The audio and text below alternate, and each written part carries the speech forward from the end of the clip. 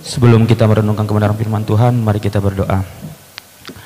Tuhan, kami arahkan hati dan pikiran kami hanya kepada firman-Mu, karena firman-Mu lah yang menyegarkan hati kami, firman-Mu yang menuntun kehidupan kami. Biarlah Tuhan kuasai hati dan pikiran kami, sehingga kami memahami apa yang Tuhan ingin sampaikan di dalam kehidupan kami.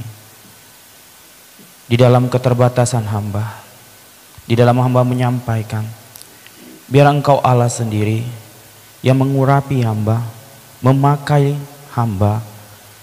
Biarlah perkataan, kalimat yang keluar dari mulut bibir hamba adalah perkataan yang daripada Tuhan sendiri, dan Engkau yang dipermuliakan, Engkau yang kuberitakan Tuhan. Kami siap Tuhan untuk diberkati melalui kebenaran firman-Mu. Di dalam nama Tuhan Yesus Kristus kami berdoa. Amin. Ya, shalom semuanya. Saya harap kita semua dalam keadaan sehat dan penuh dengan sukacita. Saya ingin mengajak kita semua membuka Alkitab kita di dalam Matius pasal yang ke-26 ayat 14 sampai dengan 16. Matius pasal 26 ayat 14 sampai dengan 16, demikianlah firman Tuhan. Yudas mengkhianati Yesus. Kemudian pergilah seorang dari ke-12 murid itu yang bernama Yudas Iskariot kepada imam-imam kepala. Ia berkata, "Apa yang hendak kamu berikan kepadaku supaya aku menyerahkan dia kepada kamu?" Mereka membayar 30 uang perak kepadanya. Dan mulai saat itu ia mencari kesempatan yang baik untuk menyerahkan Yesus. Ya, berbahagialah kita yang membaca dan merenungkan kebenaran firman Tuhan. Tema renungan kita bicara tentang sahabat pengkhianat. Bagaimana perasaan kita ketika orang-orang yang kita kasihi, teman, sahabat, orang-orang yang kita percaya itu mengkhianati kita. Mungkin perasaan kecewa, marah, jengkel, emosi itu pasti akan keluar dari hati kita. Tidak ada seorang pun yang mau dikhianati. Apalagi sahabat sendiri, keluarga sendiri berkhianat kepada kita. Sekalipun kita sudah memaafkan dia, pasti kita tidak akan mau melihat wajahnya. Sekalipun dia sudah kita maafkan, kita akan selalu memalingkan muka kita kepada dia. Kita mungkin gak mau bertemu dengan dia lagi. Sekalipun kita sudah memaafkan dia, kita pun gak akan mungkin mempercayakan dia lagi. Kenapa? Rasa sakit itu yang begitu berat ketika dia mengkhianati kita.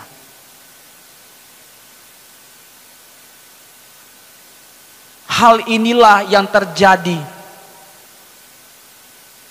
Bagaimana Yudas, salah satu dari murid Tuhan Yesus, berkhianat. Kurang apa lagi Tuhan pada Yudas? Yudas diberikan suatu kepercayaan bagi dia menjadi seorang bendahara yang mengatur keuangan dalam pelayanan, yang selalu bersama-sama dengan mereka di dalam pelayanan.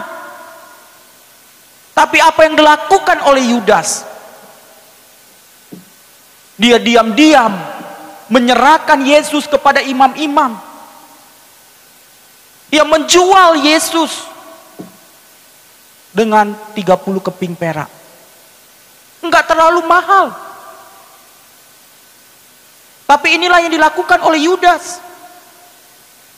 Ia berkhianat. Padahal Tuhan sudah menganggap para murid-murid itu sebagai sahabat.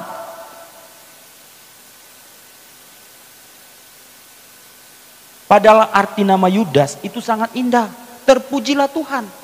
Tapi di antara kita, sebagai orang tua, nggak akan pernah mau memberikan nama anaknya Yudas Iskariot. Betul nggak?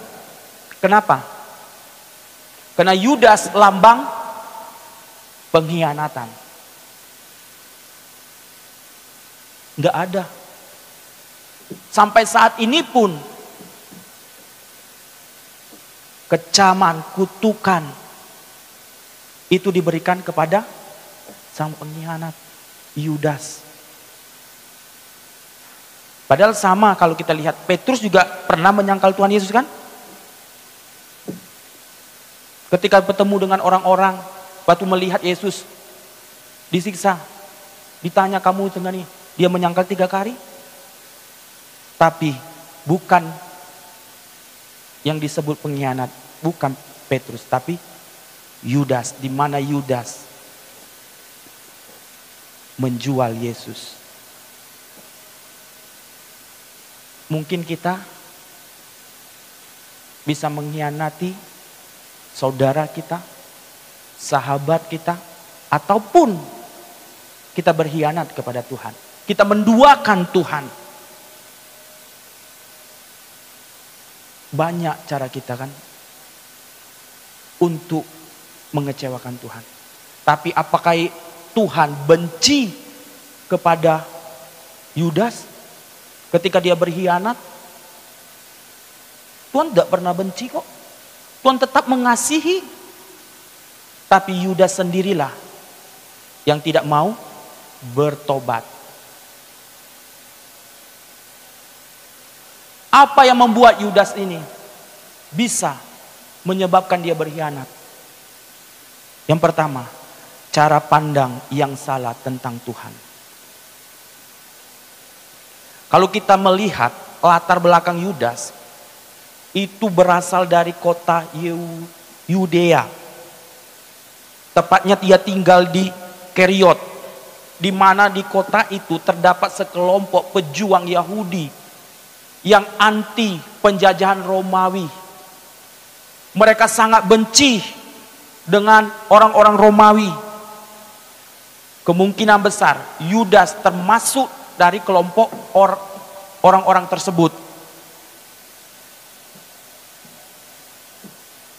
Di mana selama dijajah, orang Romawi mengharapkan seorang mesianik yang bisa membebaskan bangsa Yahudi dari perbudakan, dari penjajahan Romawi. Yudas melihat sosok daripada Yesus. Yesus mampu mengumpulkan massa melalui pengajaran-pengajarannya. Yesus memiliki karisma, bahkan dia mampu melakukan mukjizat. Hal inilah yang membuat Yudas kemungkinan besar mengikuti Yesus dan menjadi murid Yesus. Seiring dengan waktu berjalan, apa yang terjadi? Yesus malahan berbeda. Di mana Yesus mengajarkan untuk mengasihi orang-orang yang memusuhi. Bahkan mengajarkan untuk mendoakan orang-orang yang memusuhi. Bahkan seiring dengan waktu, Yesus bukan mengumpulkan massa untuk melawan orang-orang penjajah Romawi. Tapi Yesus dekat dengan orang-orang pelacur, dekat orang-orang pemabuk, pemungut cukai. Hal inilah yang membuat Yudas yang akhirnya ingin berpikir, mana tahu kalau aku jual Yesus, Yesus akan mengadakan perlawanan kepada orang-orang Romawi. Tapi apa yang terjadi? Yesus tidak melakukan perlawanan sama sekali. Kalau kita melihat cara pandang Yudas memandang Yesus itu sebagai manusia biasa saja. Ia tidak memandang bahwa Yesus itu adalah Tuhan yang memiliki segala sesuatunya, yang memegang kontrol segala sesuatunya. Yudas hanya mengharapkan pembebasan secara jasmani saja, supaya bangsanya dibebaskan, dikembalikan pada masa kejayaan seperti Daud. Itulah yang diharapkannya. Yudas tidak memahami tujuan maksud Tuhan datang ke dunia, bahwa membebaskan kita dari dosa. Masalah itulah yang paling besar. Yudas hanya berpusat pada masalah jasmani. Bagaimana dengan kita? Bagaimana kita memandang Tuhan Yesus itu? Apakah kita hanya memandang Yesus itu sebagai pembuat mukjizat saja? Apakah kita memandang Tuhan itu hanya sebagai penolong kita di dalam kesusahan? Bagaimana kalau kita, waktu kita mengalami sakit penyakit, kalau tidak ditolong, bagaimana keadaan kita? Ketika doa kita nggak dijawab, bagaimana kita? Kalau kita hanya memandang sebagai pembuat mukjizat, akan kecewa kita. Mungkin kita akan juga sama seperti Yudas. Kita akan lari dan meninggalkan Tuhan. Kita belajar cara memandang Tuhan itu dengan benar, seperti yang dilakukan oleh Sadrak, Mesak, Abednego ketika diperhadapkan di dapur perapian. Ketika dikatakan, Sadrak, Mesak, sembahlah dewa, diberi kesempatan. Apa yang dikatakan Sadrak, Mesak? Meskipun Tuhan tidak menolong aku tetap menyembah Allah Yahweh. Kita pun juga, kalau kita memandang Tuhan dengan cara yang benar, meskipun aku tidak disembuhkan, meskipun aku masih memiliki pergumulan, aku tetap percaya bahwa Tuhan memberikan yang terbaik bagiku. Karena Tuhan yang memegang kendali segala sesuatunya. Jangan kita memandang Tuhan hanya sekedar pembuat mukjizat saja. Mengenal Tuhan itu sangat penting dengan baik dan benar. Yudas salah memandang Tuhan dengan cara yang benar. Ia menganggap Tuhan itu sebagai rabi biasa. Bahkan Yudas sendiri saja yang menyebut sebagai rabi. Dia tidak pernah menyebut Tuhan Yesus. Murid-murid yang lain mengatakan dia Tuhan. Tapi Yudas di ayat yang selanjutnya, hanya dia sajalah yang mengatakan rabi. Selain murid-muridnya, orang-orang menyebut Yesus itu Tuhan. Tapi Yudas hanya sebatas rabi, guru biasa. Kita bagaimana? Apakah kita menganggap Yesus hanya manusia biasa? Kalau itu pemahaman kita, betapa dangkalnya kita.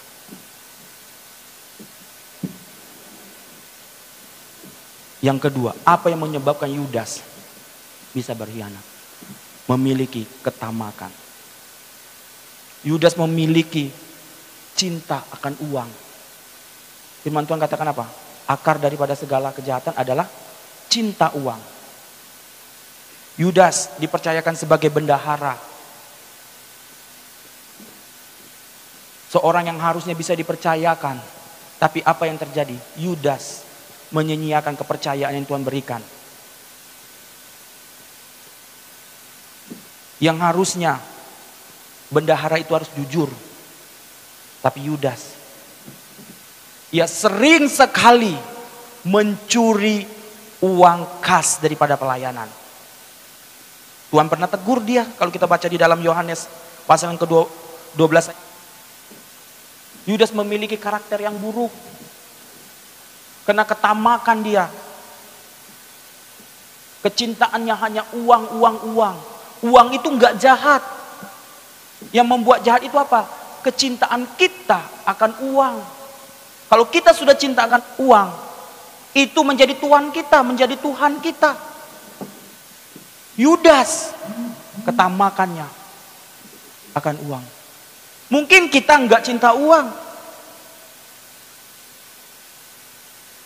Apa yang menjadi keinginan kita, yang menjadi prioritas kita? Mungkin jabatan, mungkin kita ingin dihormati. Hal-hal ini bisa jadi membuat kita menjadi orang yang egois, seperti Yudas. Kenapa di dalam rumah tangga banyak terjadi perselingkuhan? Karena keegoisan. Yudas kena ketamakannya membuat dia menjadi orang yang egois, hanya mementingkan kepentingan dirinya.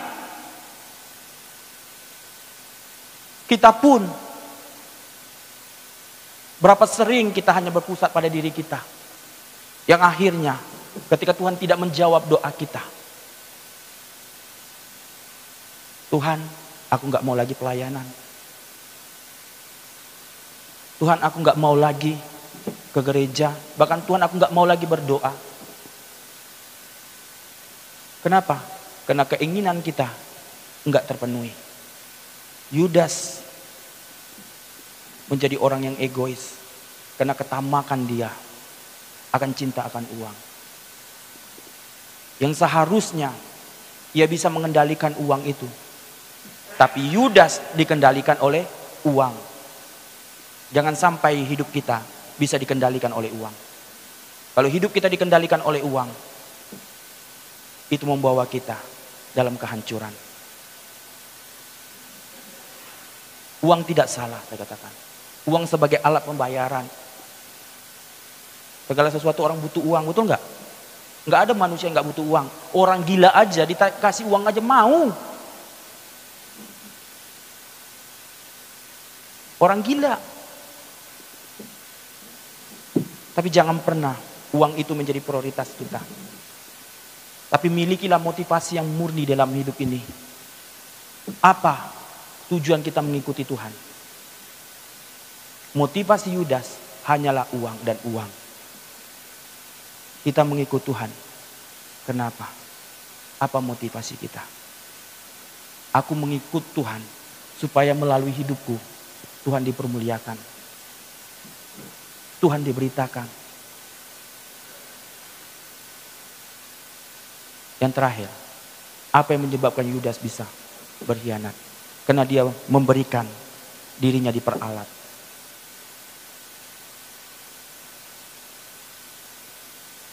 Dia tahu bahwa para imam-imam itu nggak pernah senang dengan pengajaran-pengajaran Yesus.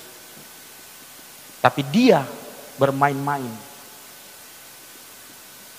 Dia mau dipakai oleh iblis, diperalat oleh iblis, yang akhirnya menjual Yesus. Dia tahu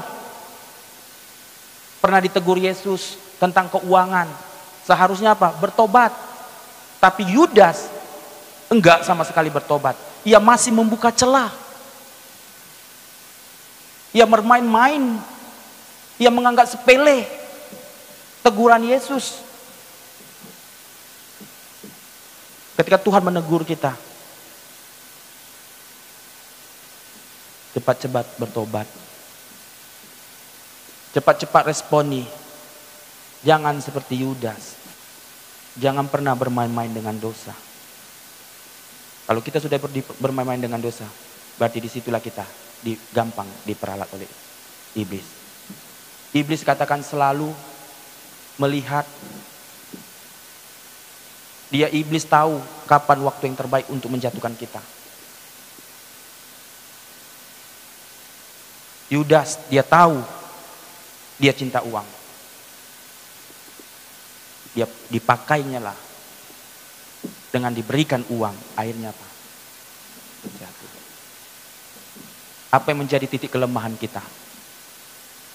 Jangan sampai titik kelemahan kita itu dipakai oleh iblis untuk menjatuhkan kerohanian kita. Tapi apa yang menjadi titik kelemahan kita? Kita minta supaya Tuhan memampukan kita, supaya kita jangan jatuh dan diperalat oleh iblis. Cukup Yudas saja yang berkhianat.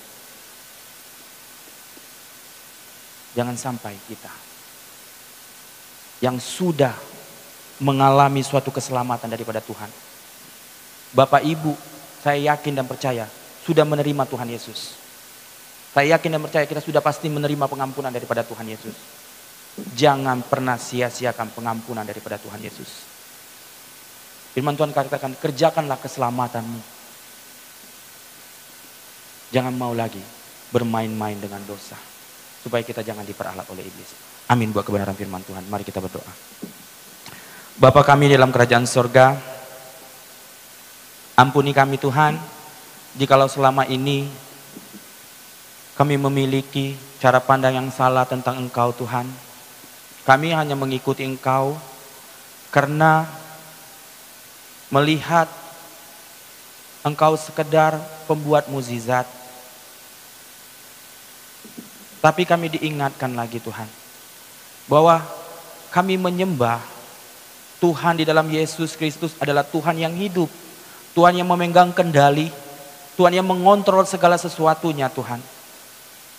Sekalipun doa-doa kami belum dijawab, sekalipun kami diizinkan sakit penyakit, kami tetap mau percaya kepada Tuhan Yesus saja. Ajar kami Tuhan, untuk kami memiliki motivasi yang murni di dalam mengiringi Engkau Tuhan. Ajar kami Tuhan untuk kami tidak menjadi orang yang tamak Tuhan di dalam hidup ini. Ketamakan dalam hal apa saja Tuhan, supaya kami tidak diperalat oleh iblis Tuhan. Dan mampukan kami Tuhan, untuk kami tetap berjalan mengikuti Engkau Tuhan. Di dalam nama-Mu Tuhan kami berdoa. Amin.